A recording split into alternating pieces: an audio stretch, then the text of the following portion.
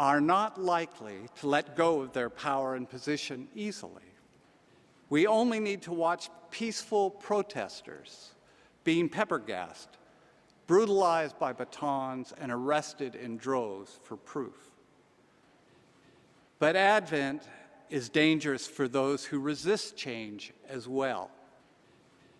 The transformation anticipated in today's gospel is such a monumental and all-encompassing upheaval, its description must resort to symbolism.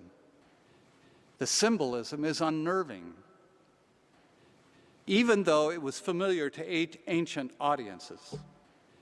It suggests that in the face of God's desires coming to full fruition, every other power, symbolized by sun, moon, and stars, receives notice and sees its lights go out. No aspect of human existence goes untransformed when God enters in for good. The claims of Advent should rattle all who benefit from exploitative and domineering forms of power. But still, where are we to seek this face of God that can mutate the cosmos? It is told that when God finished with creation, she had a desire to leave something behind. Just a small piece of divinity and wholeness so humans could experience this delight. But God was a bit of a trickster, too.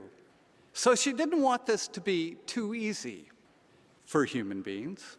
She wasn't sure at first where to put this special something. So she asked the other living creatures in creation. Someone suggested in the stars, and God replied, "No, I have this feeling that someday humankind will explore space and they will find it." Someone else suggested hiding it in the depths of the ocean. God thought about it for a moment, answered, "No, I have a feeling that someday humankind will explore the deepest places in the seas." She thought that that was also too easy. Then suddenly God had it. "I know where I'll put this special something, a place where they will never look. I'll hide it in them. They will never look there." And so it was, and so it has been. However, someone has recently found it. A man named Michael Bennett has written this book. He's the son of a Holocaust survivor, or survivors.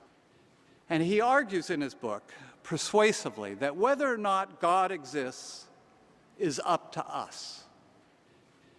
For God comes into being by what we do or not do. He does not suggest we are God, but what we're doing may be. This God who lives as deeds, not creeds, is the God we know firsthand. This God whose shape is action, not image, is the God we witness every day. But this God's presence is not guaranteed. Only when we do good again and again, and you do God's will. Do God's will, and you bring God into being. Bring God into being, and Advent happens. Don't, and the wait continues.